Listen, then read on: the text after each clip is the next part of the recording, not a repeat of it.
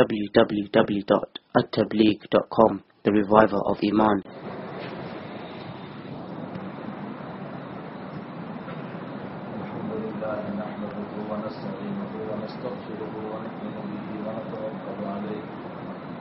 ونعوذ بالله من شرور أنفسنا ومن سيئات أعمالنا من يهده الله فلا مضل له ومن يضلل فلا هادي له ونشهد أن لا إله إلا الله وحده لا شريك له ونشهد أن سيدنا ومولانا محمدا عبده ورسوله أما بعد أعوذ بالله من الشيطان الرجيم بسم الله الرحمن الرحيم إذا جاء نصر الله والفتح ورأيت الناس يدخلون في دين الله أفواجا فسبح بحمد ربك واستغفره إنه كان توابا. صدق الله العظيم. بزرگوں پہلے دوستان اس سورت کو سورہ نصر کہا ہے.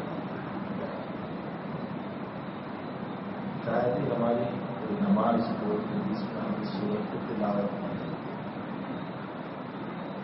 اکثر نوافل میں، سنن میں اور کبھی مغرب کی نماز میں اور عموماً جب ہم نے وطر کو جماعت کے ساتھ پڑھا رمضان میں تو اس سورت کو اکثر تلاوت کیا جاتا ہے. اس سورت میں تعالیٰ جل شان کو موقع والے ہیں ہمیں دو بہت بڑے پیغام، دو سبق. میں نے سورت کی تلاوت اسی لیے کی تاکہ ان دونوں سبق پر مجھے اور آپ کو اللہ عمل کی طرف عطا کرنا. قرآن یہ کوئی ناول، کوئی ڈرامہ نہیں ہے کہ جو من گھڑت قصے اور کہانیاں بیان کرتے ہیں. انسان کے ٹائم کو پاس کرنے کا ذریعہ یہ نصیحت ہے، یہ ہدایت کا ذریعہ ہے، یہ تذکرۃ للناس ہے، یہ شفاء لما فی الصدور ہے، یہ دلوں کو شفا دینے والی ہے، یہ لوگوں کے لیے نصیحت ہے. اس کے ذریعے سے ہم تعالی شان انسانوں کی زندگی میں تبدیلیاں لاتے ہیں. علامہ ابن قیم رحمۃ اللہ علیہ سے کسی نے سوال کیا کہ حضرت تم تو یہ کہتے ہو کہ قرآن کے سامنے اپنے آپ کو پیش کرو تو قرآن تمہارے عیوب کو بتائے گا. میں روزانہ قرآن کی دعوت کرتا ہوں لیکن میرے عیوب پر کبھی بھی مجھے قرآن کا واقف نہیں کیا. فرمایا آئینے کے سامنے عیب پیش کرو تو آئینہ تمہارے عیب کو بتائے گا، اور اگر تم نے اپنے عیب ہی پیش نہیں کیے تو آئینہ بھی تمہارے عیب کو کہاں بتائے گا. تم نے قرآن پر اپنے عیبوں ہی کو پیش نہیں کیا تو پھر قرآن تمہیں تمہارے عیب کہاں سے بتائے گا. ہمیں چاہیے کہ ہم ان عیبوں کو قرآن کریم کے سامنے پیش کریں. مثلا قرآن کہتا ہے لا يسخر قوم من قوم عسى ان يكونوا خيرا منهم ولا نساء من نساء. قرآن میں بہت کم جگہیں ایسی ہے کہ جہاں عورتوں کو علیحدہ خطاب کیا ہے. بہت کم جگہیں ایسی. عموماً مرد کو خطاب ہے، عورتیں اس میں داخل. یہ قرآن کا ایک اسلوب ہے، ایک طرز ہے کہ اللہ تعالیٰ مردوں کو خطاب کر کے عورتوں کو بھی اس میں لے لیتا ہے. لیکن کچھ جگہیں ایسی ہے کہ جہاں مستقل عورتوں کو علیحدہ اس مسئلے سے ہٹ کر بیان فرمایا. وجہ اس کی یہ ہے کہ اس مسئلے کی اہمیت بیان کرنا. لا يسخر قوم من قوم عسى ان يكونوا خيرا منهم. اے مردو تم کسی کی مذاق نہ اڑاؤ، کسی کو حقیر نہ جانو، کسی کا تمسخر نہ کرو. تمہیں کیا معلوم کہ اس کے اندرونی تعلق کی بنیاد پر وہ تم سے بہتر ہو. ان يكونوا خيرا منهم. عورتوں کو چاہیے کہ کسی کا مذاق نہ اڑائے، اس لیے کہ کیا معلوم جس عورت کی مذاق اڑائی جا رہی ہے وہ ہم سے بہتر ہو. بلا نساء من نساء عسى ان يكونوا خيرا منهم. کل میں جب وہاں بات سے فارغ ہوا میں نے اپنے دوستوں سے گاڑی میں کہا، میں نے کہا سورہ تحریم پر اگر غور کیا جائے تو سورہ تحریم اصلاح معاشرہ للنساء کے لیے نازل ہوئی۔ اگر پوری صورت پر غور کیا جائے تو اصلاح معاشرہ للنساء، خاص طور پر عورتوں کے معاشرے کی اصلاح کے لیے اس صورت کو گویا کہ اللہ نے اتارا، اس لیے کہ اس پوری صورت پر ہم غور کرتے ہیں تو 4 عورتوں کا تذکرہ ملتا ہے۔ ایک تو نبی کریم صلی اللہ علیہ وسلم کی بیویوں کا مسئلہ جو کل میں نے مختصر عرض کیا، اس کے بعد نوح اور لوط کی بیویوں کا تذکرہ، وضرب اللہ مثلا للذین کفروا امرأۃ نوح وامرأۃ لوط۔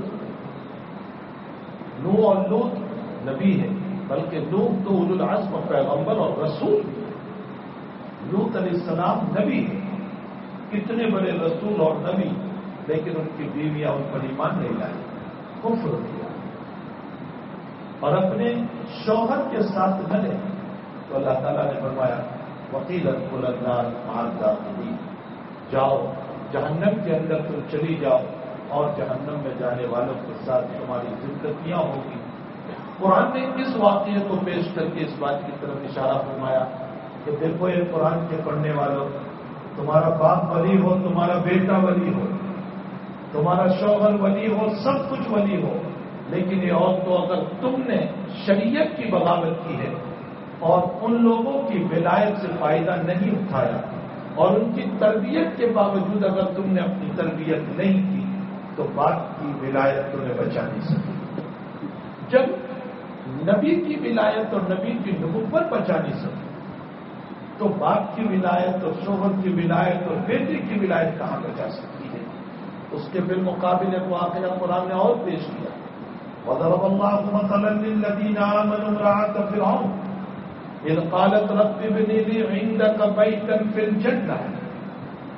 ایک ظالم اور جابر بادشاہ، خدائیت کا دعوے دار، بچوں کو قتل کرنے والا، جس کا ہاتھ 1400 بچوں کے قتل سے رنگین تھا، وہ فرعون جو ربوبیت کا دعوے دار تھا۔ ایک بات عرض کروں، مجھے ایک نکتہ یاد آیا، اسماعیل نے لکھا ہے کہ اللہ کا لفظ اتنا اونچا ہے کہ دور جاہلیت میں بھی لوگوں نے اپنے معبود کو الہ تو کہا ہے، اللہ کسی نے نہیں کہا، اللہ کا لفظ کوئی بولا ہی نہیں۔ جاہلیت میں اپنے معبودوں کو الہ کہتے تھے، اللہ نہیں کہتے تھے۔ فرعون نے بھی اپنے آپ کو رب کہا، اللہ کہیں ثابت نہیں، انا ربکم الاعلی۔ اسماعیل کہتے ہیں اس کا مطلب یہ نکلا کہ اللہ کا لفظ وہ لفظ ہے جو جب سے اللہ نے دنیا میں نازل فرمایا آج تک اس لفظ کی صفات میں تو کوئی شریک نہیں، لیکن اس کے تلفظ میں بھی کوئی شریک نہیں۔ اسی کو کہتے ہیں عارف المعارف، اسی کو عارف المعارف کہا، سب سے اونچا لفظ جس کے اندر کوئی شریک نہیں۔ اور بھائی اسماعیل کی موت ہوئی، کسی نے خواب میں دیکھا تو پوچھا کیا گزری، تو اسماعیل نے فرمایا کہ اللہ نے مجھ کو یوں کہا کہ تیرے اور اعمال کو تو میں کچھ شمار نہیں کرتا، لیکن تو نے میرے نام کی جو تعظیم کی اور تو نے میرے نام کو عارف المعارف قرار دیا اور میرے نام کے بعد میں تو نے یہ کہا کہ کوئی اس کے تلفظ میں بھی شریک نہیں، میرے نام کی تعظیم کی بدولت میں تجھے معاف کر دوں۔ اسماعیل کی ایک بات مجھے یاد آئی، امام بیہقی نے کتاب الاعتصام میں اس واقعے کو نقل کیا ہے۔ مسلم شریف کی روایت ہے کہ تمام اعمال کی جزا و سزا، اچھے ہیں تو جزا، برے ہیں تو سزا، آخرت میں ہوگی۔ تمام اعمال کی جزا و سزا آخرت میں ہوگی، روایت ہے مسلم شریف۔ ولیکن عمل، لیکن ایک عمل ایسا ہے کہ جس کی خیر جزا، جس کا شر سزا، یعجل اللہ تعالی، اللہ دنیا ہی میں دے دیتا ہے۔ اور وہ کیا عمل ہے؟ جس کی جزا و سزا دنیا ہی میں مل جاتی ہے. فرمایا ماں باپ کی وفاداری اور ماں باپ کی نافرمانی. ہو گیا. ماں باپ کی وفاداری کی جزا اور اس کا بدلہ کس شکل میں ملے گا؟ دولت کی شکل، کاروبار کی چلنے کی شکل، تجارت کے بڑھنے کی شکل، عزت کی شکل. یہ والدین کی اطاعت فرما برداری کا بدلہ اور والدین کو ستانے کا سزا اور اس کا بدلہ ہلاکت، بربادی، کاروبار کی تنگی، حالات، معیشت میں تنگی اور پریشانیاں، اولاد کا نافرمان ہونا، بغاوت پہ آ جانا، نسلوں کے اندر دین کا باقی نہ رہنا. یہ ساری باتیں لکھی. اس میں ہی کہتے ہیں کہ جب میں نے یہ حدیث سنی تو میں نکلا کہ دیکھوں تو صحیح دنیا میں اللہ کے نبی تو سچ کہہ رہے ہیں. کوئی ہوگا ایسا کہ جس نے ماں باپ کی نافرمانی کی ہو اور اس کو دنیا ہی میں سزا ملی ہو؟ وہ چلے چلے چلے چلے فرماتے ہیں. بیہقی نے ان کا واقعہ نقل کیا کتاب الاعتصام میں. وہ چلے یہاں تک کہ پہنچے بغداد. تو بغداد کے ایک کھیت میں تھے. وہاں دیکھا کہ کنواں ہے اور کنویں میں بہت بڑی ڈول ہے اور ڈول کے ساتھ ایک رسی باندھی ہے اور ایک بوڑا ہے اور اس بوڑے کے کمر کے ساتھ رسی کا دوسرا سیرا باندھا ہے اور ایک جوان ہاتھ میں چابک ہے اور اس چابک کے ذریعے سے اس بوڑے آدمی کو ہانک رہا ہے، چلا رہا ہے تاکہ پانی اوپر آئے، ڈول اوپر آئے. اور جب وہ ڈول اوپر آتی تھی تو اس سے کھیت میں پانی پلاتا. اب کھیت میں پانی پلانے کی ڈول کوئی چھوٹی تھوڑی ہی ہوتی، بہت بڑی ہوتی. بوڑھا آدمی کیسے اس کو کھینچ رہا ہوگا کمر سے پانی کو؟ تو وہ جلدی چل نہیں پا رہا تو پیچھے سے یہ چابک مارتا. اس میں کہتے تھے ظالم، بورے کو رحم کر. ایک تو پانی کھینچوا رہا ہے پھر اوپر سے مار رہا ہے، رحم کر اس میں. تو کہا کہ ایک ساتھ دفعہ دور ہو، مجھے نصیحت کی ضرورت نہیں ہے. تو کون آ گیا؟ یہ میرا باپ بیٹے کا مسئلہ ہے، یہ میرا باپ ہے. اس میں ہی کہتے ہیں میرے پاؤں نیچے سے زمین نکل گئی، میں کانپ گیا، میں ہل گیا کہ کیا کہہ رہا ہے. میں نے کہا کہ اور بھی ظالم تو رحم کر، تیرے باپ پر کیا کر رہا ہے یہ. تو اس بوڑھے باپ نے کہا اس کو کچھ نہ کرو، اصول میرا ہے. میں نے بھی اس کنویں کے اوپر میرے ضعیف باپ کے ساتھ یہی معاملہ کیا. میں نے بھی اس کنویں کے اوپر میرے ضعیف باپ کے ساتھ یہی معاملہ. اس میں ہی کہتے ہیں کہ مجھے یقین ہو گیا حضور پاک صلی اللہ علیہ وسلم کا فرمان کہ والدین کی بغاوت کی سزا دنیا ہی میں مل جاتی ہے اور والدین کی وفاداری، اطاعت، فرمانبرداری، اس کی سزا، اس کی جزا بھی اللہ دنیا ہی میں دے دیتا ہے. تو بہرحال میرے بھائیوں میں یہ کہہ رہا تھا کہ قرآن کریم کا نزول یہ ٹائم پاس کے لیے، ڈراموں کے لیے، اس کے لیے نہیں ہوا. قرآن کا نزول میری آپ کی امت کی ہدایت کے لیے ہوا. تو اس پر میں کہہ رہا تھا کہ سورہ تحریم اصلاح معاشرہ للنساء وضرب اللہ مثلا للذین آمنوا امرأۃ فرعون. وہ فرعون کی بیوی ایمان لے آئی. اس کے ایمان لانے کا واقعہ بھی بڑا عجیب. وہ کیسے ایمان لائی؟ اس کے گھر کی مشاطہ، گنگا کرنے والی نوکرانی، وہ ایمان لے آئی کہ موسیٰ پر. اس کے لیے فرعون کے پولیسوں نے تین رات تیل گرم کیا اور جب خوب تیل گرم ہو گیا تو اس کے 2 بچے تھے معصوم، ایک 7 سال کا، ایک 2 سال کا. پہلے 7 سال کے بچے کو اٹھا کر ڈال دیا تیل. صاحب المعانی کہتے ہیں کہ ہم سے ظاہر وہ گزشتہ کل کی طرح ہو گیا، ختم. پھر دوسرے 1.5-2 سال کے بچے کو اٹھا کر نکالا جس نے ابھی دنیا بھی نہیں دیکھی. جب دوسرے بچے کو ڈالا تو اس ماں کے پاؤں تھوڑے سے آگے پیچھے ہونے لگے، ہو گئے. رومی نے اس واقعے کو جب معارف مثنوی میں نقل کیا تو علامہ رومی معارف مثنوی میں جو بات لکھتے ہیں واللہ اعلم، معارف مثنوی میں لکھا ہے کہ دونوں مرے ہوئے بچوں کے اندر سے آواز آئی کہ ماں پیچھے نہ ہٹ، گھبرا مت، تو بھی آ جا، جس کو تو آنکھ دیکھ رہی ہے وہی حقیقت میں جنت ہے۔ اب تیسرا ماں کا نمبر تھا، اس سے کہا اب بھی مان جا۔ اس نے کہا جب میرے بچے چلے گئے اب میں کیا، ایمان پر جمی رہی، اٹھا کر اس کو نکال مسئلہ ختم۔ اس ماں کی استقامت کو دیکھ کر آسیہ کو یقین آ گیا کہ موسیٰ کا رب سچا ہے اور موسیٰ کا مذہب سچا ہے، وہ ایمان لے آئی۔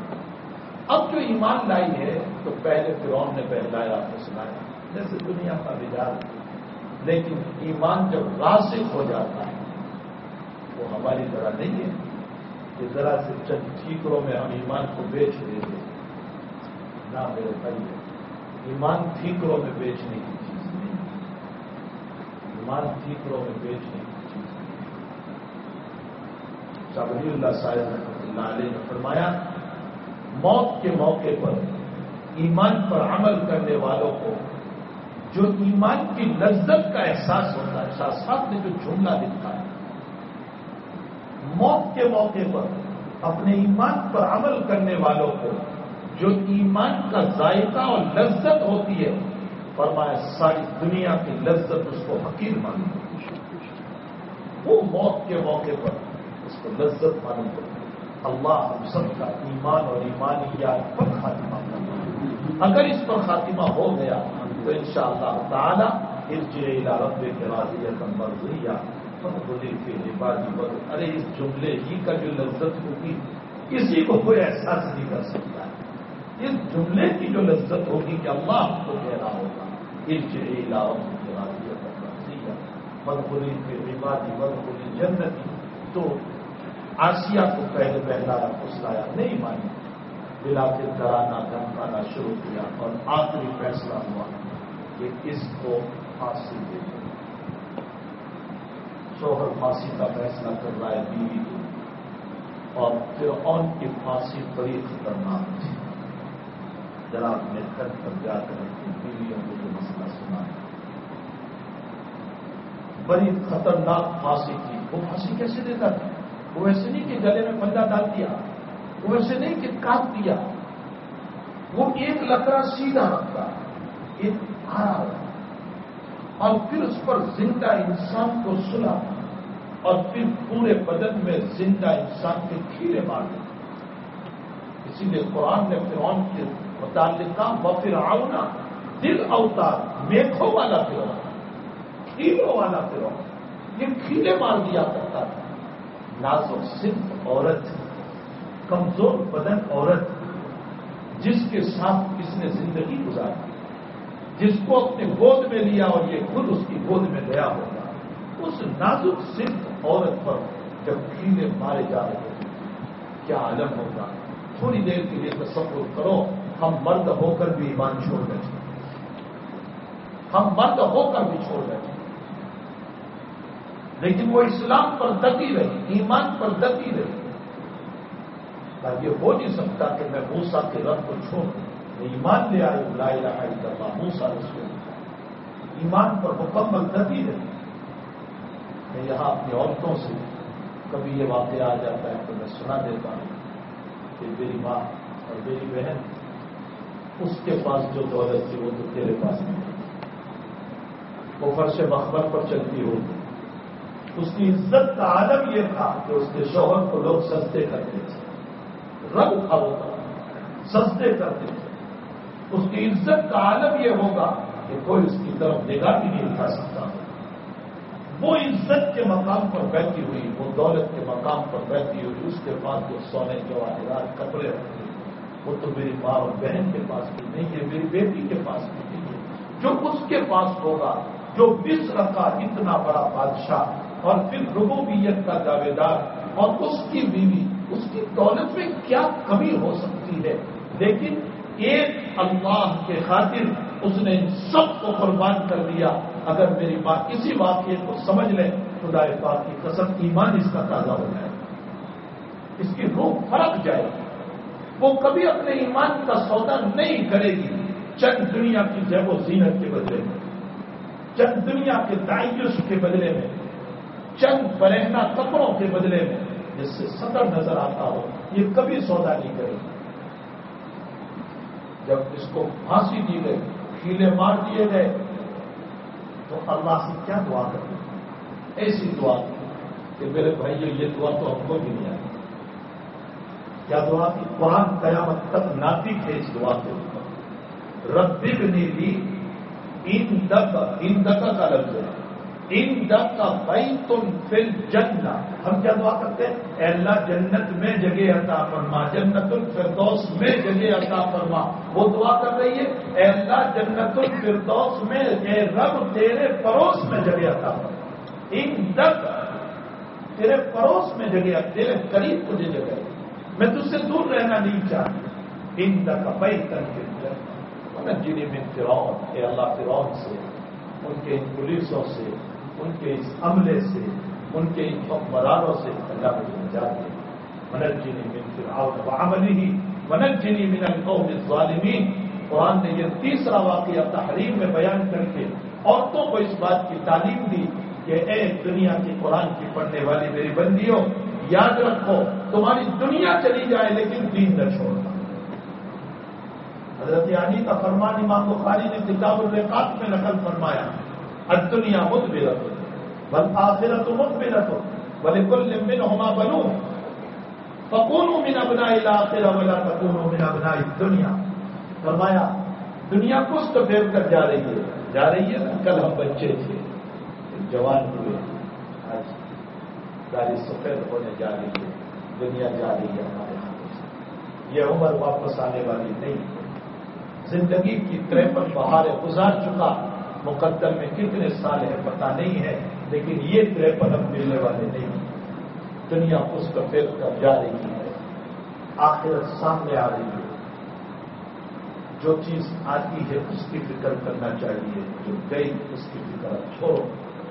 حضرت علی فرماتے ہیں آخرت سامنے آ رہی ہے، فرمایا کچھ دنیا کے بھی بیٹے ہیں جو دین کو چھوڑ کر 24 گھنٹے دنیا ہی میں پڑے ہیں، نہ نماز، نہ زکات، نہ دین، نہ شریعت، کچھ نہیں ہے، بس دنیا ہی کے پیچھے۔ اور کچھ وہ لوگ ہیں جنہوں نے اللہ کو اختیار کیا، آخرت کو اختیار کیا، کاروبار بھی ہے، اللہ بھی ہے، لیکن جب کاروبار سامنے ہے اور اللہ بھی سامنے آیا تو پہلے اللہ کی عبادت ہے، اس کے بعد کاروبار۔ پہلے میں اللہ کی نماز پڑھوں گا، اس کے بعد میں اپنا کاروبار کروں گا۔ فرمایا فکونوا من ابناء الآخرہ، تم آخرت کے بیٹے بننا، دنیا کے بیٹے نہ بننا۔ اسی پر حضرت علی نے اپنے بیٹوں، یہ تو بخاری شریف میں ہے، اسی پر حضرت علی نے اپنے بیٹوں کو جمع کیا، اور جمع کرنے کے بعد فرمایا بیٹوں تمہارے سامنے کبھی دین اور دنیا جمع ہو جائے گی، دین بھی ہوگا دنیا بھی ہوگا، تم کس کو اختیار کرو گے، دین یا دنیا؟ حضرت علی نے فرمایا عجلوا الی الآخرہ، دین کی طرف جلدی کرنا، اور ولا تنظروا الی الدنیا، اور دنیا کی طرف نظر نہ کرنا۔ یہ اپنے بیٹوں کو بٹھا کر جب نصیحت فرمائی، اس نصیحت پر حسین نے عمل کیا۔ اب واقعہ پورا مجھے بیان نہیں کرنا ہے، اس کا پس منظر نہیں چھیڑنا ہے۔ حسین صرف اتنا کہہ دیتے یزید میں تیرے ہاتھ پر بیعت کر لیتا ہوں، اتنا ہی تو کہنا تھا۔ کچھ صحابہ نے تو کر بھی لی تھی، عبداللہ ابن عمر نے کر لی تھی، حسین بھی کر لیتے، یوں کہہ دیتے کہ اچھا میں بیعت کر لیتا ہوں، کیا فائدہ ہوتا؟ یزید عہدہ دے دیتا، دولت دے دیتا، حسین جو مانگتے دے دیتا، اولاد شہید نہ ہوتی، خاندان شہید نہ ہوتا، اور عزت کے مقام پر حسین کو بٹھا دیتا۔ لیکن حسین نے کیوں ایسا نہیں کیا؟ اس لیے کہ دین اور دنیا جمع ہو گئے۔ آپ نے اپنے نانا کے دین کو ترجیح دی اور دنیا کو چھوڑ دیا، عزت کو چھوڑا، دولت کو چھوڑا، سب کو چھوڑ دیا، اور نانا کے دین کو ترجیح دے کر شہادت کو اختیار کر۔ تو میرے بھائیوں ہمیں چاہیے کہ ہم جب دین اور دنیا سامنے آ جائے ہم پہلے دین کا کام کریں گے پھر دنیا کا. کاروبار اپنی جگہ ہے, پہلے نماز پڑھ لو قضا نہ ہو جائے. کاروبار اپنی جگہ ہے, حلال کی روزی کھاؤ, حرام میں نہ جاؤ. کاروبار اپنی جگہ ہے, عزت کے ساتھ جیو, زندگیوں کی زندگی کو چھوڑو. کاروبار اپنی جگہ ہے, حرام کام آ جائے حلال کی طرف رخ کرو, حرام سے اپنے آپ کو بچاؤ. یہ حضرت علی کی نصیحت کا خلاصہ. حضرت علی رضی اللہ تعالیٰ عنہ کی نصیحت کا میرے بھائیو یہ خلاصہ ہے. اللہ کرے کہ ہمارے اکابر کی نصیحتوں پر ہم عمل کرنے والے بن جائیں. تو ومریم اور وضرب اللہ مثلا للذین آمنوا امرأۃ فرعون کی بیوی ایمان لے آئی. ہماری ماں کو, ہماری بیٹی کو, ہماری بہن کو قرآن کی آیت للکار رہی ہے کہ اس کے پاس سب کچھ تھا لیکن دین کی وجہ سے سب کو چھوڑ دیا. ہماری بہن بیٹی کو بھی کہا جا رہا ہے کہ بیٹی, اے قرآن کی پڑھنے والی ماں, تجھے چاہیے کہ شریعت کے خلاف مسئلہ ہوتا ہو تو شریعت کو اختیار کرنا, چاہے فیشن کو ترک کرنا. اپنے بالوں کو ڈھانپ لینا چاہے تیرے اوپر کوئی مسئلہ آ جائے. یہ 3 واقعے ہوئے. چوتھا واقعہ اللہ نے آگے بیان فرمایا وَمَرْيَمَ ابْنَتَ عِمْرَانَ الَّتِي أَحْسَنَتْ فَرْجَهَا فَنَفَخْنَا فِيهِ مِنْ رُوحِنَا وَصَدَّقَتْ بِكَلِمَاتِ رَبِّهَا. آیت کی تشریح میں نہیں کرنا چاہتا. حضرت مریم علیہ السلام, ان کے بعد میں قرآن نے کہا احسنت فرجہا, اپنے شرمگاہ کی حفاظت کی. مریم نے اپنی شرمگاہ کی, اپنی باڈی کی, اپنے بدن کی حفاظت کی. کسی کے سامنے پیش نہیں کیا, اس لیے کہ نبی کی بیٹی ہے, عمران کی بیٹی ہے. اللہ کہتا ہے میں نے پاکیزہ بچہ اس کو عطا کیا, اور وہ بچہ جس کو ہم نے اولو العزم پیغمبر بنایا, نبی بنایا, اور پیدا ہوتے ہی کہنے لگا انی عبداللہ آتانی الکتاب وجعلنی نبیا وجعلنی مبارکا اینما کنت واوصانی بالصلاۃ والزکاۃ ما دمت حیا. فرمایا یہ اولو العزم پیغمبر دیا. اللہ اس آیت کے ذریعے سے ہماری عورتوں کو یہ اصلاح کرنا چاہتا ہے. اے میرے قرآن کی پڑھنے والی بندیوں, تم بھی اگر اپنی باڈی اور بدن کی حفاظت کرو گے, کسی اوروں کے سامنے اپنے بدن کو پیش نہیں کرو گے سوائے اپنے شوہر کے, تم نے اپنی باڈی اور بدن کو کسی کے سامنے پیش نہیں کیا تو میری بندی تو یاد رکھ, وہاں میں نے نبی دیا تھا, سلسلہ نبوت تو ختم ہو گیا, لیکن تیری احسنت فرجہا کی بنیاد پر, تیری باڈی کی حفاظت کی بنیاد پر, تیری اپنی ذات کی حفاظت کی بنیاد پر میں تجھے نیک صالح اولاد عطا کروں گا جس کو ولایت نصیب ہوگی. یہ 4 واقعے قرآن نے اس صورت میں پیش کیے, اور ان چاروں کے بیچ میں اللہ 2 آیت لایا ہے. وہ انفسکم واہلیکم نارا توبوا الی اللہ توبۃ نصوحا. 2 آیتیں بیچ میں لایا ان 4 واقعات کے بیچ میں, اور لا کر اشارہ کیا کہ جہاں میں عورتوں کے واقعات کو پیش کر رہا ہوں, مردوں تمہاری بھی ذمہ داری بنتی ہے کہ اپنی بیویوں کے مزاج کو بناؤ, اپنی ماؤں کے مزاج کو بناؤ, اپنی بیٹیوں کے مزاج کو بناؤ. وہ انفسکم واہلیکم نارا, ان کی زندگیوں کو بنانے کی فکر کرو. نہ ان بچیوں نے, نہ ان ہماری عورتوں نے اپنا مقام سمجھا, اور نہ میں نے اور آپ نے ان کو اپنا مقام سمجھایا. ان کا مقام تو بہت اونچا ہے. اگر وہ اپنی حقیقت کو سمجھ لے, وہ اپنے پوزیشن کو سمجھ لے, وہ اپنے مقام کو سمجھ لے, جتنے مقام ولایت پر فائز ہوئے اس کے پیچھے نیک ماؤں کا کردار ہے. میں صرف بخاری کا ایک واقعہ پیش کروں. حضرت ابو طلحہ رضی اللہ تعالیٰ عنہ سفر سے تشریف لائے, لمبا سفر, میرے ذہن میں مضمون نہیں تھا لیکن ضمن بات یاد آ گئی. ابو طلحہ سفر سے تشریف لائے, بچہ بیمار تھا. ماں سے پوچھا کیا حال ہے بیٹے؟ فرمایا حدا کا معنی سکون پذیر. سکون کی 2 معنی, موت ہو گئی, اور سکون کا معنی اچھا ہو گیا. حضرت ابو طلحہ سمجھے اچھا ہو گیا. کھانا کھایا, حتیٰ کہ رات میں بیوی نے مجامعت کے لیے ابو طلحہ کو بلایا. ملاقات ہوئی, شریف میں ملاقات. صبح غسل کر کے نماز کے لیے جا رہے تھے. تو بیوی نے پوچھا امانت والا امانت مانگے تو کیا کرنا چاہیے؟ میں دے دوں اس کی امانت واپس کر دوں. فرمایا بچہ اللہ کی امانت، اللہ نے اسے دے دیا ہے، اس کی موت ہو گئی. فرمایا کب؟ فرمایا تمہارے آنے سے قبیل کچھ وقت پہلے. حضرت ابو طلحہ کے پاؤں نیچے سے کیا کہہ رہی ہے تو؟ ہاں کہا تیرے چہرے پر بل بھی نہیں آیا اور تو نے مجامعات کے لیے بھی بلایا. اور یہ ساری بخاری کی روایت کا میں ترجمہ کر رہا ہوں، تاریخ کی روایت تو میں ہے. ابو طلحہ کی بیوی نے جواب دیا جب تم ملاقات اور مجامعات کر رہے تھے تو میں نے میرے دل پر صبر کا پتھر رکھا. آپ میرے دل کی کیفیت کیا سمجھتے ہیں؟ میں نے صبر کا پتھر رکھا. کیوں؟ صرف اس بنیاد پر میرا شوہر لمبے سفر سے آیا ہے، اگر میں واقعہ بیان کر دوں گی تو میرے شوہر کی رات کی نیند خراب ہو جائے گی. میں نے آپ کے سکون کے خاطر اس مسئلے کو نہیں کیا. اللہ کے نبی علیہ السلام کے بجائے اپنے محلے کی مسجد میں نماز پڑھنے کے مسجد نبوی میں گئے. ابو طلحہ اور فجر کی نماز کے بعد حضرت کے سامنے پورا واقعہ بخاری شریف میں ہے. حضرت نے بھی تعجباً پوچھا ارستم اللیلہ، اس عالم میں تم نے رات بھی گزاری، ملاقات بھی کی؟ تو میں نے اللہ کے نبی نے ہاتھ فرمایا اللہ آج کی رات کی ملاقات سے اس کو ایک لڑکا عطا کر اور اللہ اس لڑکے کو حافظ قرآن بنا. اس سے علماء نے ثابت کیا ہے کہ حفظ قرآن کی دولت بہت بڑی ہے، اس لیے کہ اگر بڑی دولت نہ ہوتی تو نبی دعا نہ دیتا.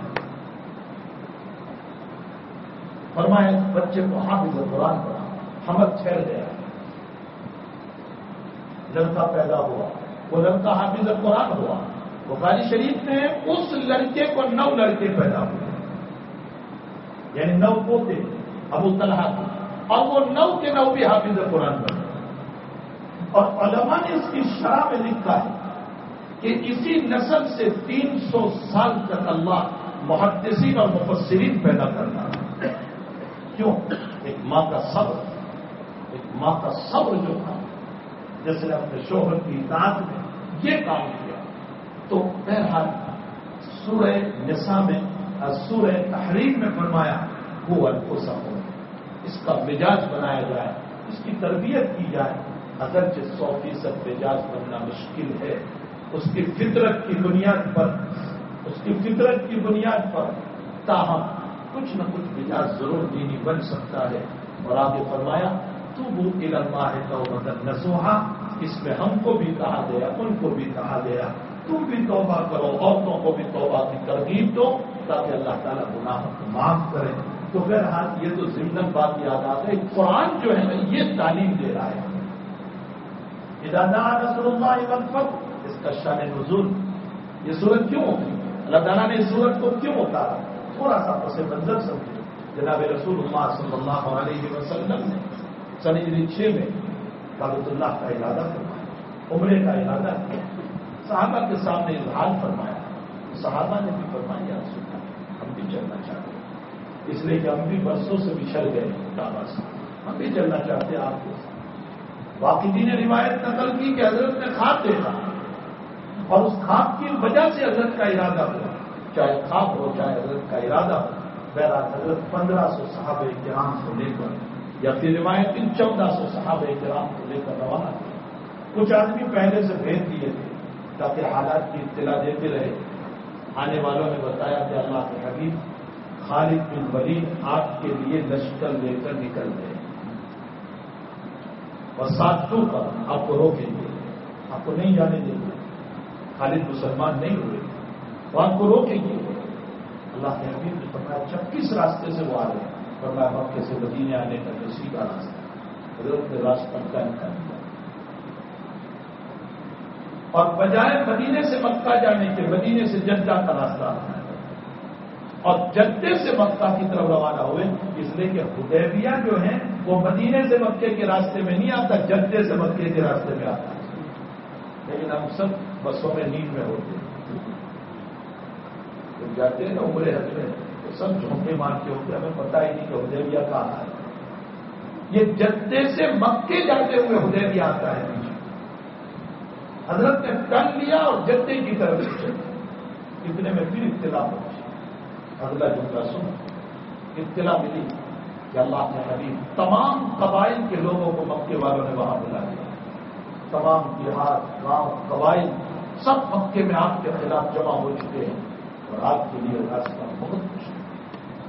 تو حضرت نے مشورہ فرمایا صحابہ سے اور حضرت نے اپنی رائے پیش کی. بخاری شریف میں حضرت نے فرمایا میری رائے یہ ہے کہ یہ جتنے قبیلے والے تحقیق کرو جو مکے پہنچے ہیں ہم نے ان کا کیا بگاڑا ہے. نہ ہماری ان سے کوئی لڑائی ہے نہ ہمارا ان سے کوئی معاملہ ہے. پھر یہ ہمارے خلاف کیوں ہوئے. میرا اپنا ذاتی ارادہ یہ ہوتا ہے حضرت فرماتے ہیں کہ اپنے ان قبائل کی طرف چلیں ان دیہاتوں کی طرف چلیں جو وہاں گئے. دو باتوں میں سے ایک بات ہوگی یا تو وہ وہاں سے نکل کر اپنے قبیلوں کو بچانے آئیں گے تو اہل مکہ کی میجورٹی ٹوٹے گی اور اگر وہ نہیں آ رہے ہیں تو اللہ مال غنیمت عطا کرے گا اس لیے کہ وہ خامخواہ ہمارے خلاف ہوئے. حضرت نے جب یہ اپنی رائے پیش کی اور صدیق اکبر سے پوچھا ابو بکر تمہاری کیا رائے. تو صدیق نے فرمایا یوں اپنا احرام بتایا.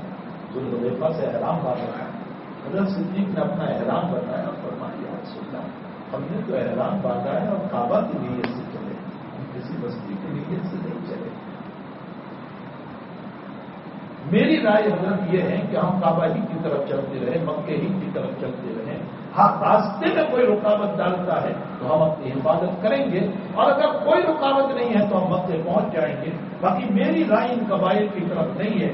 اللہ کے نبی نے یہ نہیں فرمایا میں نبی ہوں تو امتی ہے کون میری رائے کو توڑنے والا کون ہے مجھے یہاں کے لیے بتانا. یہ نہیں فرمایا تو کون میری رائے کو توڑنے والا ہو جا.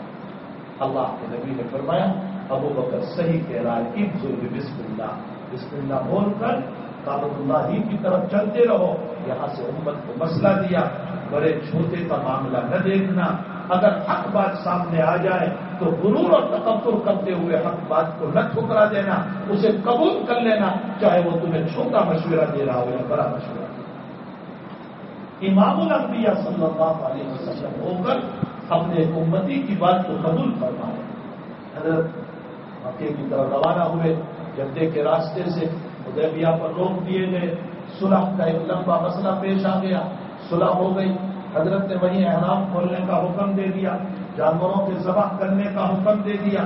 اس کے بعد حضرت عمر کو یہ تھا کہ یہ دب کر صلح ہو رہی ہے.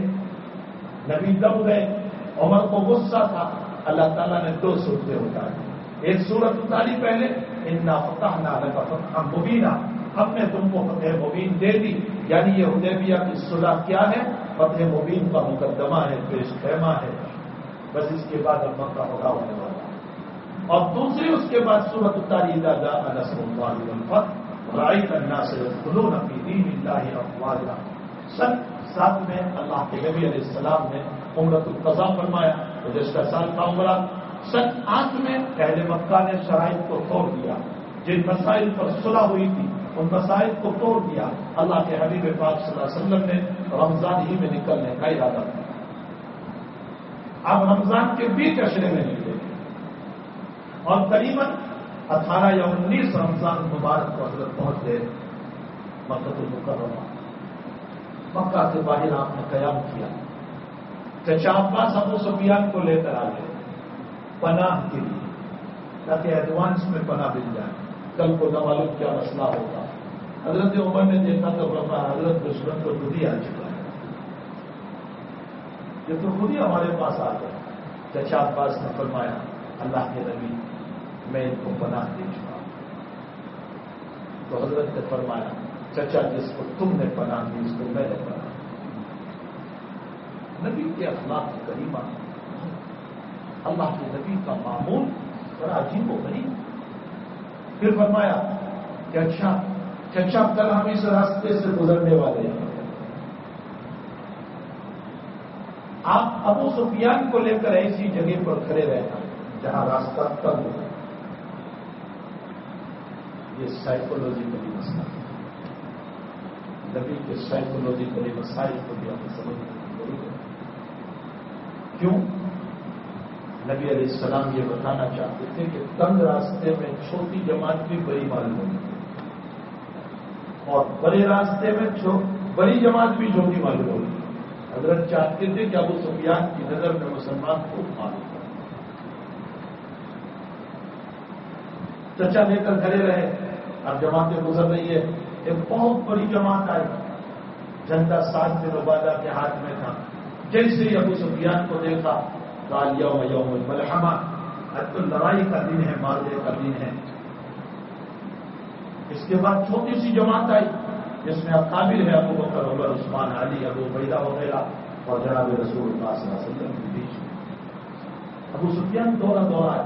کہنے لگا حبذا یوم الزمان محمد، آج اچھا ہے ہمیں مارنے کا دن تمہارا. تمہیں کیا ہوا؟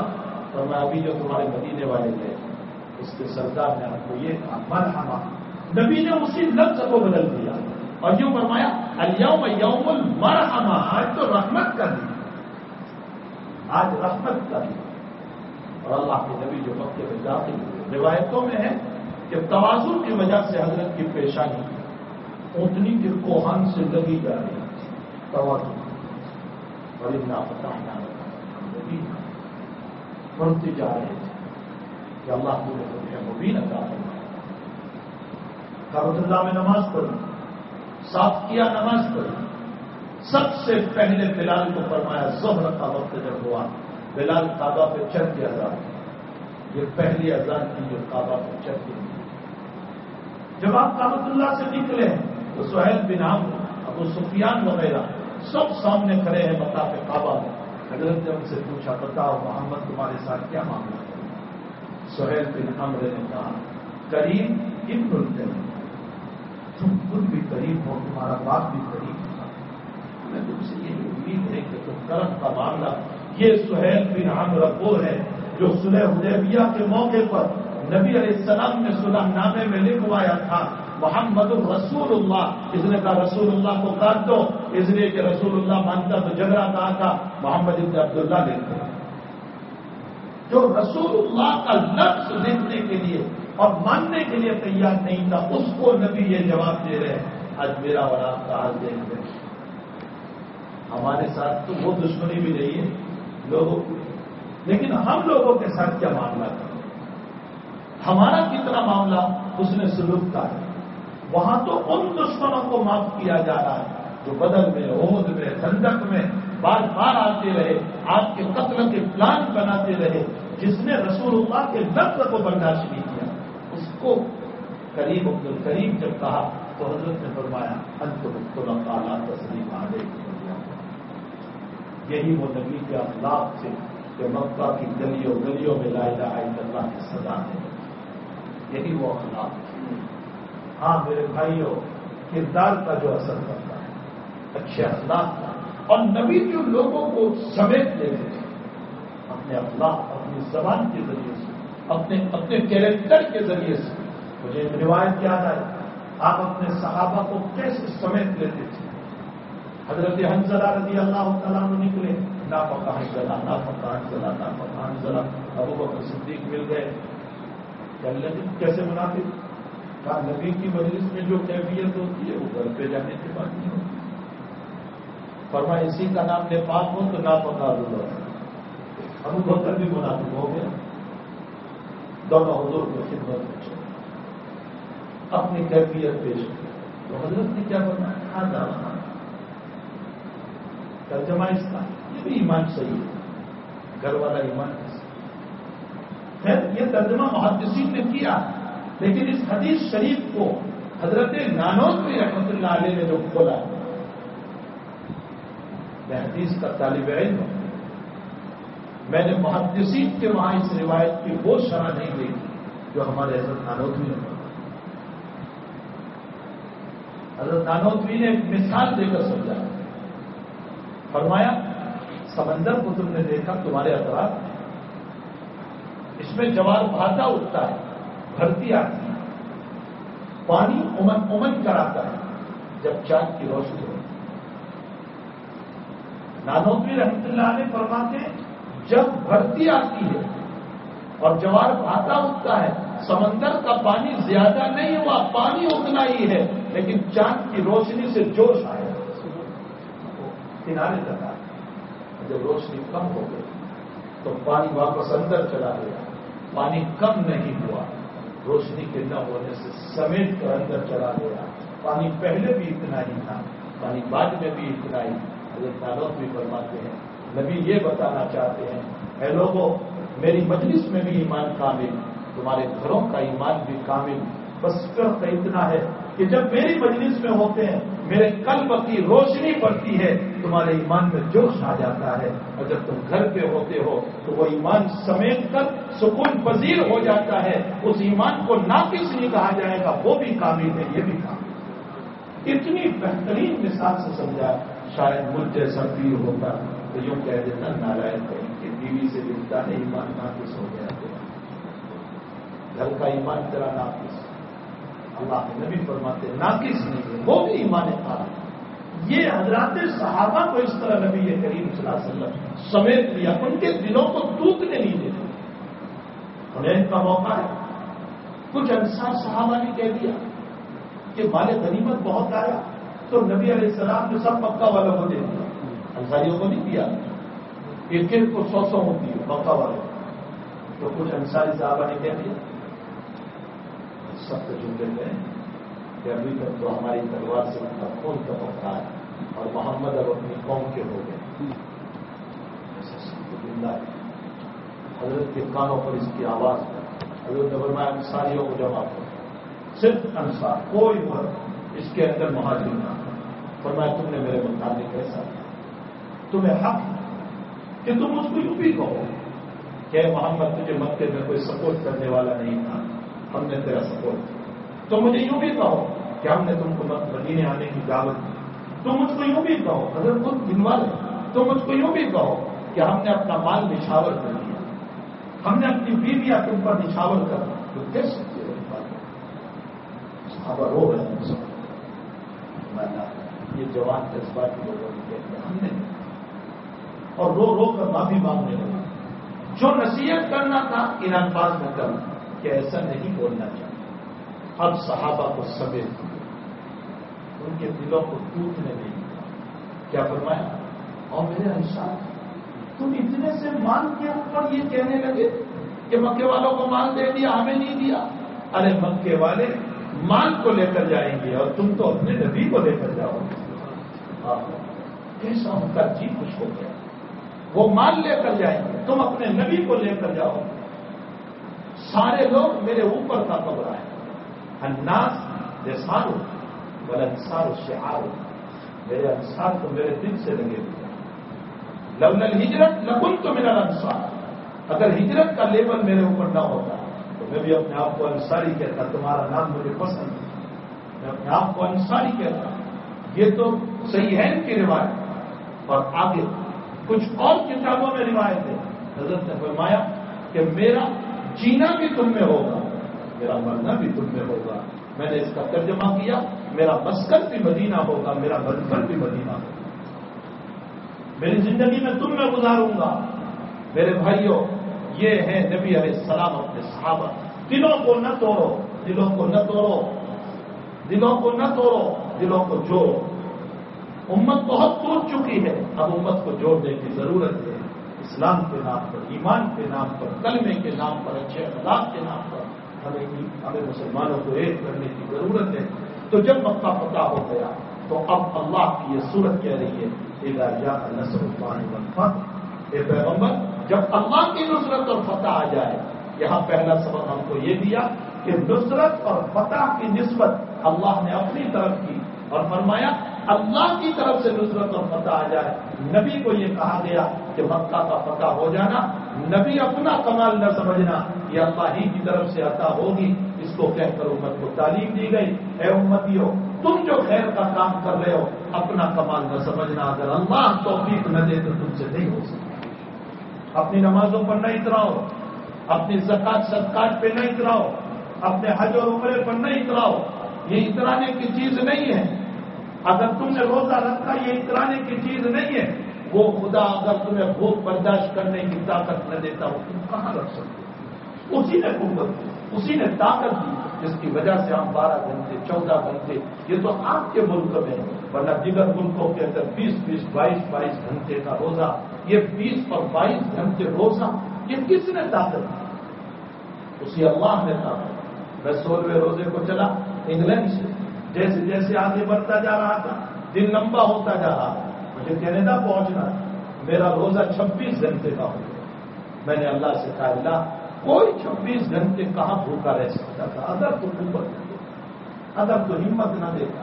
تو اذا جاء نصر اللہ والفتح میں پہلا سبق ہم کو یہ دیا گیا کہ جو کچھ کر رہے ہو اپنا کمال نہ سمجھنا، اللہ کی طرف منسوخ کرنا کہ اللہ میں جو کر رہا ہوں وہ تیرے کرم سے کر رہا ہوں، تیرے عطایا سے، تیرے انعام سے، تیری قوت سے، تیری توفیق سے اللہ ہو رہا ہے، میرا اس میں کوئی زور بازو نہیں ہے، میں نے اپنا کوئی بازو نہیں لگایا ہے۔ پہلا سبق ہم کو یہ ملا۔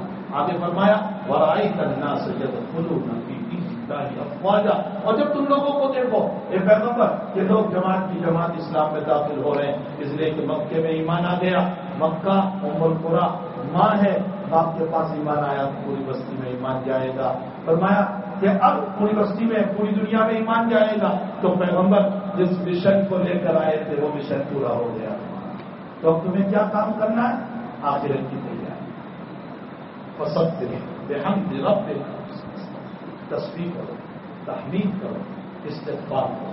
اللہ کس کو کہہ رہا ہے؟ ان لوگ اس نبی کو کہہ رہا ہے جو معصوم ہے، جو مقبول ہے، جس کا کوئی گناہ نہیں، جس کے ہاتھ میں جنت کی چابی ہے، جس کو شفاعت کبریٰ قیامت میں ملنے والی ہے، اللہ کے سامنے اس کے علاوہ بات کرنے کی اجازت کسی کو نہیں ہے۔ اتنے اونچے نبی کو اللہ کہہ رہا ہے تسبیح کرو، تحمید کرو، استغفار کرو۔ جب اس نبی کو اللہ کہہ رہا ہے تو ہمیں تو اور بھی اس کام کو کرنا ہے۔ یہ ہمیں دوسرا سبق ملتا ہے، اور خصوصاً جن کی عمریں بڑی ہو گئی، جن کی عمریں بڑی ہو گئی ان کو تو خاص طور پر اس کی طرف اہتمام کرنا چاہیے۔ تسبیح کرو، تحمید کرو، استغفار کرو۔ ہمارے شیخ یونس صاحب کو کسی نے کتاب پیش کی ابھی ہمارے جلسے، تو حضرت نے فرمایا بھائی میں اب کتابیں نہیں پڑھتا ہوں، میرے جانے کے دن آ گئے ہیں، میں تو اب اللہ کو پڑھتا ہوں۔ 2 سال 3 سال پہلے جب تشریف لائے تو حضرت مولانا شیر علی صاحب رحمۃ اللہ علیہ جلسے میں تشریف لائے تھے، تو حضرت نے جلسے ہی میں مولانا کو خطاب کر کے فرمایا مولانا آپ کی داڑھی بھی سفید ہو گئی، میری بھی سفید ہو گئی، آپ کے چہرے پر بھی لڑکیاں ہیں، میرے بھی لڑکیاں ہیں، یہ کہہ رہی ہے کہ اب ہمیں قبر کی طرف چلنا ہے۔ مولانا جتنی کتابیں پڑھ لی، اب اللہ کو پڑھو۔ پھر فرمایا جب نبی کو کہا گیا پسند دیکھیے ہم میرا ہم کون سی کھیت کی بولی، ہم کون سی کھیت کی بولی، ہمیں تو بتری کہ اولا رات دن چلتے پھرتے اللہ کا ذکر کرنا چاہیے۔ پسند دیکھیے ہم رب کا واستغفر ہو، یہ دوسرا سبق اللہ ہم کو اس میں دے رہا ہے۔ انہ کان توابا، تمہارے کتنے ہی گناہ ہوں گے اللہ تمہیں معاف کر دے گا، وہ بہت بڑا توبہ کو قبول کرنے والا ہے۔ اس میں 2 نصیحتیں ہم کو کی گئی، جو بھی کام کرو اللہ کی رضا کے لیے ہو، اللہ کی طرف نسبت کرو، اپنی طرف نسبت نہ کرو۔ اور دوسرا کام تسبیح تحمید اور استغفار کا اہتمام کرو۔ فَإِذَا فَرَغْتَ فَانصَبْ وَإِلَىٰ رَبِّكَ فَارْغَب، نبی کو کہا گیا کہ تبلیغ سے جب تم فارغ ہو جاؤ تو یہ نہ سمجھنا کہ بہت بڑا کام کر لیا، اپنی عبادت میں لگو۔ کوئی تبلیغ کرنے والا یہ نہ سمجھے کہ میں نے بہت بڑا کام کر لیا، عبادت میں کمی ہو جائے تو کوئی عرض نہیں۔ کوئی پڑھنے پڑھانے والا مدرس یہ نہ سمجھے کہ میں نے بہت پڑھا لیا، عبادت میں کمی ہو جائے تو کوئی حرج نہیں۔ نبی سے بڑھ کر مدرس کوئی نہیں، نبی سے بڑھ کر مبلغ کوئی نہیں، نبی سے بڑھ کر صوفی اور ولی کوئی نہیں۔ اس نبی کو اللہ یہ کہہ رہا ہے فَإِذَا فَرَغْتَ فَانصَبْ وَإِلَىٰ رَبِّكَ فَارْغَب، جب تبلیغ سے فارغ ہو جاؤ تو اپنی عبادت میں لگ جاؤ۔ جب اس نبی کو کہا گیا تو میں اور آپ، بخاری شریف کی روایت کے آپ فرماتے ہیں کوئی اپنے عمل کی بنیاد پر جنت میں نہیں جا سکتا ہے۔ صحابہ نے فرمایا یا رسول اللہ وانت، آپ، اس لیے کہ صحابہ کے ذہن میں یہ تھا کہ آپ کے تو بہت اعمال ہیں، آپ کے تو بہت اعمال ہیں، اس لیے آپ عمل کی بنیاد پر، آپ نے فرمایا وانا، میں بھی الا ان یتغمدنی اللہ، اگر اللہ کی رحمت شامل حال نہ ہو تو میں بھی جنت میں نہیں جا سکتا ہوں۔ ہم سب جو جنت میں جانے والے ہیں وہ اللہ کی رحمت ہی سے جاننے والے ہیں. میرے اور آپ کے کوئی عمل ایسا نہیں ہے کہ جس پر ہم اعتماد کر کے 100% یہ کہہ سکے کہ میرا یہ عمل مجھے جنت میں لے جائے گا. وہ 500 سال کا بنی اسرائیل کا عابد و زاہد جس کو روزانہ اللہ نے انار کھلایا اور جس کو روزانہ پانی پلایا، اور جب وہ مرا ہے تو موت مانگی سستے میں، اللہ نے سستے میں موت دی. اور جب اللہ کے دربار کی حضوری ہوئی فرمایا جا میں نے میری رحمت سے جنت دی، تو وہ کہنے لگا، دل میں سوچنے لگا کہ تیری رحمت سے اگر میں جا رہا ہوں تو میری 500 سال کی عبادت کا. علی ممبدات صدور نے کہا اس کو لے جاؤ جہنم کے کنارے، کھڑا کیا، تپش لگی، اور اس تپش کے بعد اس نے پانی مانگا. اللہ ایک فرشتے کو پانی لے کر بھیج رہا ہے. اس نے کہا پانی ملا، اس نے کہا مفت میں پانی نہیں ملے گا، تو پیسے تو آخرت میں ہے نہیں، عبادت چلے گی عبادت. فرمایا اچھا کتنی عبادت؟ کہا 500 سال کی عبادت ایک گلاس کے بدلے. یا تو یہ واقعہ ہو گیا یا ہونے والا ہے، دونوں طرح علماء نے لکھا ہے. فرمایا 500 سال کی عبادت ایک گلاس کے بدلے. فرمایا اچھا میرے پاس ہے 500 سال کی عبادت، دے دی. ایک گلاس پانی پی لیا. اب اللہ نے کہا لاؤ اس کو. اللہ نے کہا کہ تیری 500 سال کی عبادت تو ایک گلاس کے بدلے میں چلی گئی. میں تجھے 500 سال تک روزانہ دنیا میں پانی پلاتا رہا اور روزانہ انار کھلاتا رہا، اور تو نے موت مانگی سجدے میں، وہ بھی تجھے عطا کی، اور میں نے تجھے زندگی اب اس کا تو بدلا رہا، اس کے بدلے میں تیرے پاس کون سی عبادت ہے؟ اس نے کہا یقیناً اللہ تیری رحمت کے بغیر کوئی جنت نہیں جا سکتا. میرے بھائیوں، ہم ہزاروں سال عبادت کر لیں تو بھی ہم اپنے عمل کی بنیاد پر جنت میں نہیں جا سکتے ہیں. تو وہاں تو ایک گلاس پانی اور انار کا مسئلہ ہے، یہاں تو اللہ نے ہزاروں نعمتیں دی. اولاد نعمت، بیوی نعمت، بچے نعمت، مکان نعمت، جسم نعمت، جسم کا صحیح سالم ہونا نعمت، دوڑنا چلنا پھرنا نعمت، چھوٹے سے بڑے ہونا نعمت، دکانوں کا چلنا، کاروبار کا چلنا، تجارت کا چلنا، ساری نعمتیں ہیں. یہ ساری نعمتوں کا بدلہ اگر اللہ نے مانگ لیا تو کون سی عبادت ہو سکتی؟ اس لیے میرے بھائی اللہ کی رحمت کے بغیر نہیں جا سکتے. ہمیں چاہیے کہ ہر عمل کو اللہ کی طرف منسوخ کرے. اللہ تیری توفیق کے بغیر کچھ نہیں ہو سکتا. اللہ کے نشان کو تمام کو ان دونوں نصیحتوں پر عمل کی توفیق عطا فرمائے. اللہ تعالیٰ نے کچھ دن 2-3 دن گزارنے کا موقع دیا جس میں میں بھی محتاج ہوں، آپ بھی محتاج ہوں. چند باتیں جو کچھ اللہ نے کہلوا دی، دعا فرمایا کہ اللہ مجھے بھی توفیق دے، آپ کو بھی توفیق دے. پھر میری آپ سے گزارش ہے قرآن سے لگے رہو، قرآن سے تعلق رکھو، ان علماء سے بیٹھ کر کے قرآن سمجھو سنو اور حدیث مبارکہ کو سمجھو سنو. انشاءاللہ تعالیٰ زندگی کامیاب ہو جائے گی. صلی اللہ علیہ وسلم. اللهم صل وسلم دائما ابدا على حبيبك سيدنا ربنا آتنا في الدنيا حسنة وفي الآخرة حسنة وقنا عذاب النار. وفقنا لما تحب وترضى من القول والعمل، وجنبنا الفواحش والمعاصي والخطايا والزلل. اللهم اعفنا واغفرنا واصلح لنا شأننا كله. اللهم انت ربنا ونحن عبادك، فاغفر لنا ذنوبنا وكفر عنا سيئاتنا وتوفنا مع الابرار. اللهم اعنا على ذكرك وشكرك وحسن عبادتك. اللهم اعنا على ذكرك وشكرك وحسن عبادتك. اللهم اعنا على ذكرك وشكرك وحسن عبادتك. اے اللہ گناہوں کو معاف فرما، قصوروں سے درگزر فرما. اے اللہ سیئات سے معافی عطا فرما، سچے دل سے توبہ کی توفیق عطا فرما، توبہ پہ استقامت نصیب فرما. اے اللہ اس ملک کی حفاظت فرما، ملک میں رہنے والوں کی حفاظت فرما، خصوصاً مسلمانوں کی حفاظت فرما، سب کے کاروبار کی حفاظت فرما. اے اللہ سب کو حلال روزی عطا فرما، حرام کی روزی سے سب کی حفاظت فرما. ناگہانی آفات بنایا اور مصائب سے اللہ سب کی حفاظت فرما. سب کی اولادوں کو نیک صالح مطیع اور فرما بردار بنا. اے اللہ تیرے دین فرما بردار اور نبی کی اتباع کرنے والی بنا. اے اللہ اس مجمع پر تیری نظر کرم فرما.